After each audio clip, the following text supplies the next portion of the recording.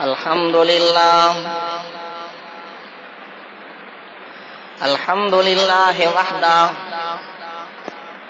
والصلاة والسلام على من جاء بالبينات الواضحة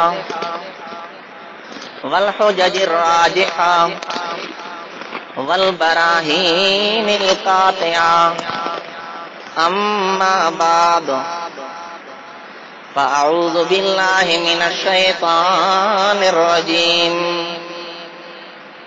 بسم الله الرحمن الرحيم الف لام میم ذلك الكتاب لا ريب فيه هدى للمتقين سبحان ربك رب العزة عما يصفون وسلام على المرسلين والحمد للہ رب العالمین۔ درود شریف۔ آج کی یہ مبارک محفل جو ختم قرآن کے سلسلے میں منعقد ہوئی ہے، ہمارے محترم و مکرم جناب قاری صاحب کی وساطت سے پہلی مرتبہ آپ حضرات سے مخاطب ہونے کا شرف حاصل ہو رہا ہے۔ اللہ رب العزت قاری صاحب کی تلاوت، آپ حضرات کی سماعت اپنی بارگاہ میں مقبول و منظور فرمائے۔ تو قرآن مجید کے حوالے سے کچھ باتیں عرض کرنی ہیں۔ قرآن مجید کی ابتدا میں خالق کائنات فرماتے ہیں ذالک الکتاب لا ریب فیہ، یہ کتاب ایسی ہے جس میں شک کوئی نہیں۔ کتاب کے جو الف لام ہے، اس الف لام سے اشارہ کر دیا کہ یہ کامل کتاب ہے، یہ کتاب کمال والی ہے۔ کتابیں اور بھی اتری، تورات اتری موسیٰ علیہ السلام پہ، زبور اتری داؤد علیہ السلام پہ، انجیل اتری عیسیٰ علیہ السلام پہ، لیکن ان کو کامل نہیں کہا۔ کامل کہا ہے تو قرآن مجید کو کہا۔ وجہ اس کی یہ ہے کہ ایک آدمی 1000 موم بتیاں جلا لیتا ہے، موم بتیوں کی روشنی اپنی جگہ، لیکن جب سورج نکلتا ہے تو وہ ساری روشنیاں آفتاب اور سورج کی روشنی میں مل جاتی ہیں، مدغم ہو جاتی ہیں، گم ہو جاتی ہیں، اور لوگ کہتے ہیں کہ روشنی تو آفتاب ہی کی ہے، سورج ہی کی ہے، آفتاب کے مقابلے میں اور کوئی روشنی کوئی حیثیت نہیں رکھتی۔ اس طرح قرآن مجید کی مثال آفتاب کی ہے، باقی جتنی کتابیں اتری ہیں ان کی مثال موم بتیوں کی ہے، اور قرآن مجید کی مثال آفتاب کی ہے۔ آفتاب کے مقابلے میں اور کوئی روشنی کوئی حیثیت نہیں رکھتی، قرآن مجید کے مقابلے میں اور کوئی آسمانی کتاب قابل عمل نہیں۔ قرآن مجید کی کمال کی ایک وجہ یہ بھی ہے کہ یہ خالق کائنات کا کلام ہے۔ ایک ہوتی ہے خدائی صنعت، ایک ہوتی ہے انسانی صنعت۔ انسانی صنعت کا مقابلہ ممکن ہے، خدائی صنعت کا مقابلہ ممکن نہیں۔ ایک کام انسان کرتا ہے، ایک کام خالق کائنات کرتا ہے۔ ایک کمپنی نے مثلا ٹیوب لائٹ بنایا تو باقی کمپنیوں نے بھی بنائے، باقی کمپنیوں نے بھی کمکمے بنائے، اس لیے کہ انسانی صنعت ہے، یہ انسانی کام ہے اور انسانی کام کا مقابلہ ممکن ہے، لیکن ساری کائنات والے مل کر ایک جگنو نہیں بنا سکتے، کیونکہ یہ خدائی صنعت، یہ خدائی کام ہے۔ انسانی صنعت کا، انسانی کام کا مقابلہ ممکن ہے، خدائی صنعت اور خدائی کام کا مقابلہ ممکن نہیں۔ پھر خالق کائنات نے جگنو کے اندر ایسی آگ رکھی جو ٹھنڈی ہے، دنیا کی کوئی طاقت جگنو نہیں بنا سکتی، ایسی آگ نہیں بنا سکتی جو ٹھنڈی ہو۔ یہ آگ ٹھنڈی اللہ رب العزت نے اس لیے رکھی تاکہ آپ کے کپڑوں پہ بیٹھے تو کپڑوں کو جلائے نہ، آپ کو نقصان نہ پہنچائے۔ تو خالق کائنات نے جگنو کے اندر جو آگ رکھی وہ آگ بھی ٹھنڈی رکھی۔ تو یہ خدائی صنعت ہے، خدائی صنعت کا مقابلہ ممکن نہیں ہوتا۔ امریکہ نے ریل کا انجن بنایا تو باقی ممالک نے بھی بنائے، اس لیے کہ یہ انسانی صنعت ہے، انسانی کام ہے، لیکن ساری کائنات والے مل کر ایک چیونٹی تک نہیں بنا سکتے۔ کیونکہ چیونٹی جو ہے یہ خدائی صنعت ہے، یہ خدا کا کام ہے۔ تو انسانی صنعت کا مقابلہ ممکن ہوتا ہے، خدائی صنعت کا مقابلہ ممکن نہیں ہوتا۔ قرآن جو ہے خدا کا کلام ہے، انسانوں کا کلام نہیں۔ اس لیے قرآن نے چیلنج کیا کہ اگر تمہیں شک ہے فَأْتُوا بِسُورَةٍ مِّن مِّثْلِهِ، ایک سورت اس کی طرح لے کے آؤ۔ وہ بڑے بڑے فصحاء بلغاء تھے، عرب کے بڑے بڑے شعراء تھے، قرآن نے ان کو چیلنج کر کے عاجز کر دیا، وہ قرآن کی مثل نہ لا سکے۔ ایک ہندو نے کہا تھا شاہ عبد العزیز رحمہ اللہ سے کہ میں قرآن بنا سکتا ہوں، اور میں نے کوشش کی ہے قرآن بنانے کی۔ شاہ عبد العزیز رحمۃ اللہ علیہ نے فرمایا وہ کیسے؟ اس نے کہا الرحمن مر رحمان وما ادراک مر رحمان الرحمن هو السلطان۔ شاہ عبد العزیز محدث دہلوی رحمۃ اللہ علیہ نے فرمایا کہ اگر نون کا قافیہ ملانا یہی قرآن ہوتا ہے تو پھر میں کہتا ہوں لالا جی کی دکان یہ بھی قرآن ہے، کیونکہ نون تو اس کے آخر میں بھی ہے۔ قرآن بڑا فصیح و بلیغ کلام ہے، بڑے بڑے فصحاء بلغاء اس کے مقابلے سے عاجز آ گئے، قرآن کا مقابلہ کوئی نہ کر سکتا۔ قرآن کے کمال کی ایک وجہ یہ بھی ہے، علماء لکھتے ہیں ایک عملی قرآن ہے، ایک علمی قرآن ہے۔ علمی قرآن جو ہے وہ اسلام ہے، اور عملی قرآن جو ہے وہ محمد رسول اللہ صلی اللہ علیہ وسلم۔ اسلام جو ہے وہ علمی قرآن ہے، اور محمد الرسول اللہ صلی اللہ علیہ وسلم یہ عملی قرآن ہے۔ قرآن نے جو کہا آپ صلی اللہ علیہ وسلم نے کر کے دکھایا، تو سارے کا سارا قرآن محمد الرسول اللہ صلی اللہ علیہ وسلم کا کیا ہوا ہے، تو آپ صلی اللہ علیہ وسلم عملی قرآن ہے۔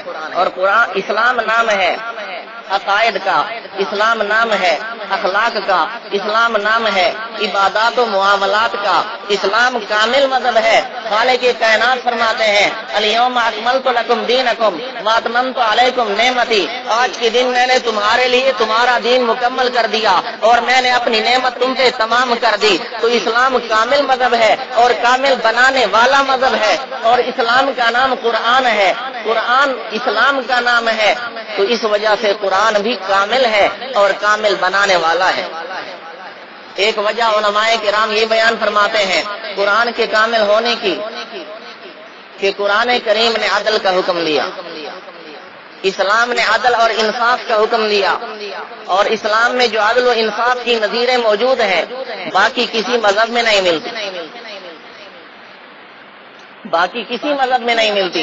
ایک مرتبہ مدینہ منورہ میں کسی عورت کی چوری ثابت ہو گئی، تو رسول اللہ صلی اللہ علیہ وسلم نے اس عورت پہ حد جاری کرنا چاہی، تو آپ صلی اللہ علیہ وسلم کے ایک لاڈلے صحابی حضرت اسامہ نے سفارش کی کہ یا رسول اللہ حد جاری نہیں ہونی چاہیے، اس خاندان کی ناک کٹ جائے گی۔ آپ صلی اللہ علیہ وسلم نے فرمایا یہ عورت تو فاطمہ بنت ابی حبیش ہے، اگر اس کی جگہ پہ لو سرقت فاطمہ بنت محمد، اگر چوری کرتی محمد کی بیٹی فاطمہ تو میں اس کا بھی ہاتھ کاٹ ڈالتا۔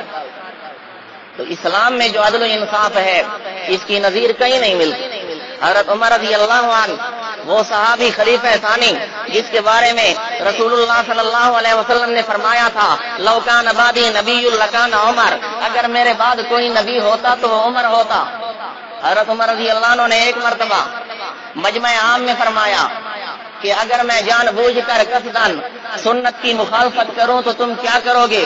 تو ایک دیہاتی نے اٹھ کے کہا، تلوار ہاتھ میں تھی، اس نے کہا لو رأیت فیک اے وجاجن لقبمتک بالسیف، اگر میں نے تجھ میں ذرا سی کمی کجی دیکھی، میں نے تجھ میں ذرا سا بھی ٹیڑھا پن دیکھا، میں تجھے تلوار سے سیدھا کر دوں گا۔ یہ ہے اسلام کا عادلانہ نظام جس کی کہیں نظیر نہیں ملتی۔ ایک عرابی کھڑے ہو کر کہتا ہے حضرت عمر رضی اللہ عنہ سے کہ ہم آپ کی تقریر نہیں سنتے، ہم آپ کا بیان نہیں سنتے، اس وجہ سے کہ بیت المال سے ہم سب کو ایک ایک چادر ملی ہے، آپ کو 2 چادریں ملی ہیں، آپ کا پورا جوڑا آ گیا ہے اور ہمیں ایک ایک چادر ملی ہے، جب تک آپ وجہ بیان نہیں کریں گے ہم آپ کا بیان نہیں سنیں۔ تو گورنر سے کوئی کہہ سکتا ہے، خلیفہ سے کوئی کہہ سکتا ہے یہ اسلام کا عادلانہ نظام ہے جس کی نظیر کہیں اور نہیں ملتی۔ اور اسلام اس لیے بھی کامل مذہب ہے کہ اسلام نے گناہوں سے روکا، باقی مذاہب نے بھی روکا۔ زنا جو ہے ہر مذہب میں حرام ہے، سوائے ایک طبقے کے جو شین یہ سے شروع ہوتا ہے، جو زنا کو متے کا نام دیتے ہیں، ان کے ہاں عبادت ہے، حلال ہے، باقی تمام مذاہب میں حرام۔ تو باقی مذاہب میں حرام ہے، لیکن وہ مذاہب صرف روکتے ہیں، منع کرتے ہیں، گناہ کی نفرت دلوں میں نہیں بٹھاتے۔ اسلام نے نہ یہ کہ صرف منع کیا، نہ صرف یہ کہ گناہوں سے روکا، بلکہ گناہوں کی نفرت بھی سینوں میں بٹھا دی۔ پہلے تو وہ گناہ کرتے نہیں تھے، اگر بالفرض والتقدیر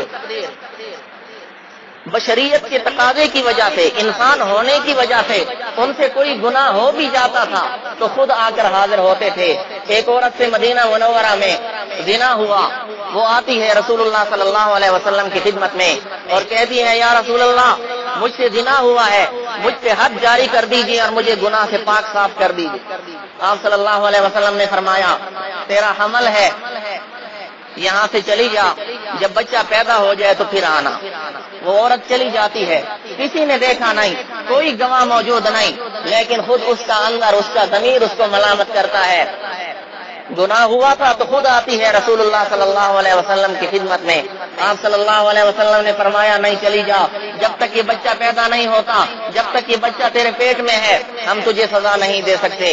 وہ چلی جاتی ہے، جب بچہ پیدا ہوتا ہے دوبارہ آتی ہے رسول اللہ صلی اللہ علیہ وسلم کی خدمت میں، عرض کرتی ہے یا رسول اللہ اب مجھ پہ حد جاری کر دیجئے اور مجھے اس گناہ سے پاک صاف کر دیجئے۔ آپ صلی اللہ علیہ وسلم نے فرمایا نہیں، تیرا بچہ ابھی دودھ پیتا بچہ ہے، ہمارے پاس اسے دودھ پلانے کا کوئی بندوبست نہیں ہے، جا کر اسے دودھ پلا، جب یہ بڑا ہو جائے روٹی کھانے کے قابل ہو جائے پھر آ جانا۔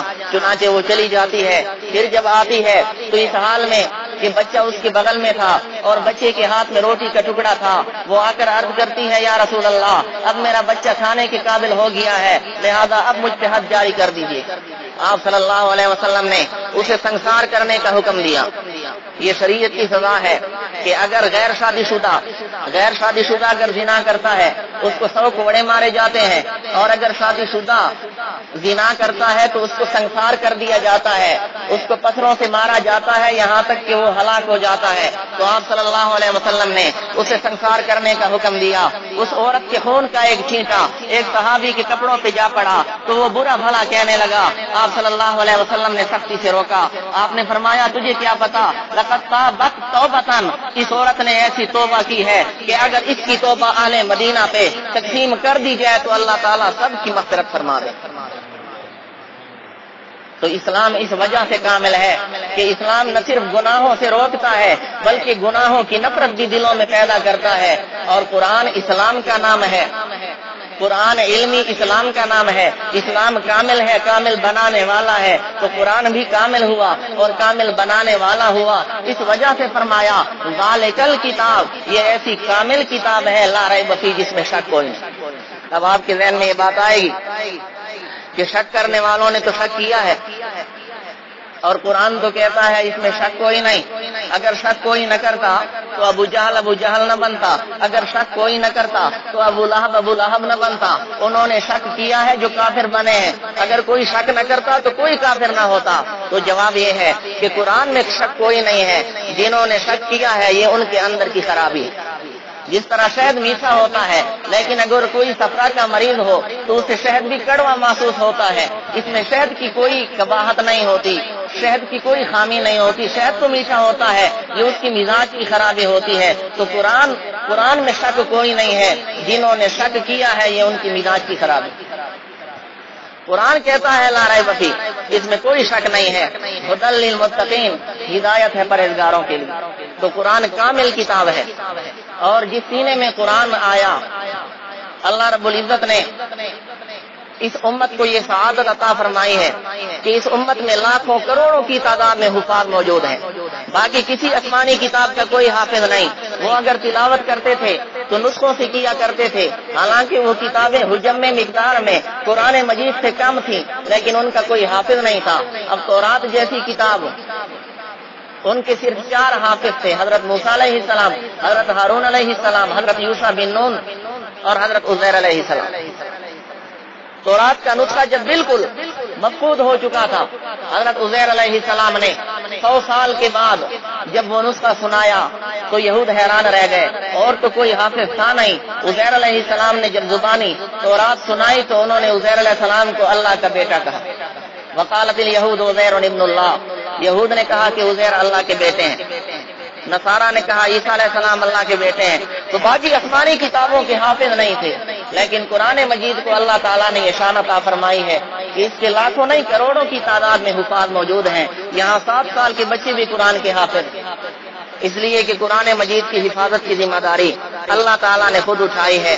اس وجہ سے بھی یہ کتاب کامل ہے کہ باقی کتابوں کی حفاظت کی ذمہ داری اللہ تعالیٰ نے نہیں اٹھائی، لیکن قرآن مجید کی حفاظت کی ذمہ داری اللہ تعالیٰ نے خود اٹھائی ہے۔ فرمایا انا نحن نزلنا الذکر وانا لہ لحافظون، بے شک ہم نے ہی اس ذکر یعنی قرآن مجید کو نازل کیا اور بے شک ہم ہی اس کی حفاظت کرنے والے ہیں۔ حفاظت کرنے والا اللہ تعالیٰ ہے، اصل میں حافظ اللہ تعالیٰ ہے، لیکن قرآن یاد کرنے والے کو بھی حافظ کہا جاتا ہے کہ یہ حفاظت کا ذریعہ بنتا ہے، یہ حفاظت کا سبب بنتا ہے۔ اللہ تعالیٰ نے قرآن مجید کی حفاظت کرنی تھی تو قرآن مجید کی الفاظ کی حفاظت کے لیے اللہ تعالیٰ نے حفاظ پیدا فرمائے، اللہ تعالیٰ نے قراء پیدا فرمائے، اور قرآن مجید کی معانی کی حفاظت کرنے کے لیے اللہ تعالیٰ نے علماء پیدا فرمائے۔ تو بڑی شان ہے قرآن مجید کی، اور بڑی شان ہے قرآن مجید یاد کرنے والوں کی۔ رسول اللہ صلی اللہ علیہ وسلم کا فرمان ہے ان للہ اہلین من الناس، لوگوں میں کچھ اللہ تعالیٰ کے مقرب ہوتے ہیں، کچھ اللہ تعالیٰ کے خاص بندے ہوتے ہیں۔ صحابہ کرام نے عرض کیا من ہم یا رسول اللہ، اے اللہ کے رسول صلی اللہ علیہ وسلم وہ کون لوگ ہیں؟ آپ نے فرمایا وہ اہل قرآن ہیں، وہ قرآن کے حافظ ہیں، قرآن کی تلاوت کرنے والے ہیں۔ اس طرح رسول اللہ صلی اللہ علیہ وسلم کا فرمان ہے کہ حامل القرآن حامل رایت الاسلام، قرآن کا حافظ اسلام کا جھنڈا اٹھانے والا ہے۔ من اکرمہ فقد اکرم اللہ، جس نے اس کا اکرام کیا، جس نے حافظ قرآن کی عزت کی، اس نے اللہ تعالیٰ کی عزت کی۔ ومن اہانہ، جس نے حافظ قرآن کی توہین کی، حافظ قرآن کی بے ادبی کی، فعلیہ لعنت اللہ، تو اس سے اللہ کی لعنت۔ اور آپ صلی اللہ علیہ وسلم کا فرمان ہے اشراف امتی حملۃ القرآن، میری امت کا VIP طبقہ، میرے امت کے معزز لوگ جو ہیں وہ حاملین قرآن ہیں، وہ قرآن یاد کرنے والے ہیں۔ دنیا میں تو ان کو حقیر سمجھا جاتا ہے، دنیا میں تو ان کو ذلیل سمجھا جاتا ہے، دنیا میں تو ان کو دہشت گرد، تخریب کار، شدت پسند اور پتہ نہیں کیا کچھ کہا جاتا ہے، لیکن ان کے مقام کا پتہ آخرت میں چلے گا جب اللہ تعالیٰ فرمائیں گے اقرأ ورتقِ، کہ قرآن پڑھتا جا اور اوپر سیڑھیوں پہ چڑھتا جا، ورتل کما کنت ترتل فی الدنیا، اور اسی طرح ٹھہر ٹھہر کے پڑھ جس طرح دنیا میں پڑھا کرتا، تو وہاں حافظ قرآن کے مقام کا اندازہ ہوگا۔ تو آپ صلی اللہ علیہ وسلم نے فرمایا من اکرمہ فقد اکرم اللہ۔ ٹائم مختصر ہے، میں بات ختم کر رہا ہوں۔ آپ نے فرمایا جس نے ان کا اکرام کیا، ان کی عزت کی، اس نے اللہ تعالیٰ کی عزت کی، تو ان کی عزت کرنی چاہیے، اور پھر عزت کا کچھ اظہار بھی ہونا چاہیے، عزت کا کچھ اظہار بھی ہونا چاہیے۔ کوئی کسی سے محبت کرتا ہے تو محبت کا کچھ اظہار بھی ہوتا ہے، محبت کا وہ اظہار تحفے تحائف کی شکل میں کرتا ہے۔ اکثر لوگ یہ بات پیش کرتے ہیں کہ جی مفتی رشید احمد صاحب کا فتویٰ ہے کہ حفاظ قرآن کو کچھ دینا حرام ہے، ان کے لیے لینا حرام ہے۔ ٹھیک ہے، قرآن کی تلاوت عبادت ہے، عبادت پہ اجرت حرام ہوتی ہے، حفاظ کے لیے مانگنا ٹھیک نہیں، لیکن نہ دینا بھی انتہائی محرومی کی بات ہے۔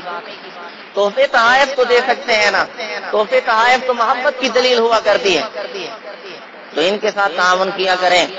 ہمارے استاد محترم حضرت مولانا فیاض الدین صاحب چترالی ایک مرتبہ فرما رہے تھے کہ میں جمعے کی نماز پڑھا کے جب مسجد میں آیا تو مسجد کے سین میں ایک آدمی نے مجھے پکڑ لیا، بڑا غصے میں تھا، مجھے بٹھایا اور کہنے لگا اب آپ کے مدارس سے امام ابو حنیفہ کیوں نہیں نکلتے؟ تو فرماتے ہیں میں نے اسے بٹھایا، میں نے کہا آرام سے بیٹھ جا، تو مدارس کو دیتا کیا ہے؟ تو وہ خاموش ہو گیا۔ فرمایا میں نے اسے کہا کہ اگر کہیں سالوں بعد تیرے پیٹ میں مروڑ اٹھتا ہے، تیرے پیٹ میں درد ہوتا ہے، تو تو منت مان لیتا ہے کہ اس مرتبہ اگر اس درد سے نجات پا گیا تو کوئی بکرا مدرسے کو دوں گا، اور وہ بکرا بھی تو وہ کمزور اور دبلا بکرا لے کے آتا ہے کہ جو لنگر تک پہنچتے پہنچتے جس کی جان نکل جاتی ہے، تو اس قسم کے بیمار بکرے کھا کر اگر 5 وقت کا امام بھی نکل آئے تو غنیمت ہے، اور تو امام ابو حنیفہ کی بات کرتا ہے۔ تو اکثر لوگ یہ کہتے ہیں جی مفتی رشید احمد صاحب کا فتویٰ ہے، مفتی رشید احمد صاحب کا فتویٰ اپنی جگہ، لیکن انہوں نے یہ لکھا ہے کہ سارا سال حفاظ کے ساتھ تعاون کرتے رہنا چاہیے، اور آپ مجھے بتائیں کہ سارا سال تعاون کون کرتا ہے؟ لہذا ان کے ساتھ تعاون کیا کریں، اس نیت سے نہیں، قرآن کی اجرت کی نیت سے نہیں، قرآن کا عوض اور قرآن کا بدلہ دینے کی نیت سے نہیں۔ قرآن کریم کا بدلہ کوئی نہیں دے سکتا، لیکن تحفے، تحائف، ہدایہ وغیرہ جو کہ محبت کا اظہار ہوا کرتے ہیں وہ ضرور کرنا چاہیے۔ نعت خان اگر کوئی نعت پڑھتا ہے، مدینے کا تذکرہ کرتا ہے، رسول اللہ صلی اللہ علیہ وسلم کی شان بیان کرتا ہے، آپ کے ایمان آپ کو اس بات پہ مجبور کرتا ہے نا، آپ کچھ نہ کچھ اسے دیتے ہیں، پیسے نکال کے دیتے ہیں، یہ اس کی اجرت تو نہیں ہوتی، لیکن ایمان کی تازگی کی وجہ سے ایمان کا تقاضا ہوتا ہے، تو جس نے پورا قرآن سنایا تو اس کے ساتھ بھی تو تعاون کرنا چاہیے۔ آپ نے ٹائم ہی 20 منٹ کا دیا تھا، لہٰذا میں اسی پہ اکتفا کرتا ہوں۔ خالق کائنات سے دعا ہے جو کچھ کہا سنا اس پہ عمل کرنے کی توفیق عطا فرمائے۔ وما علینا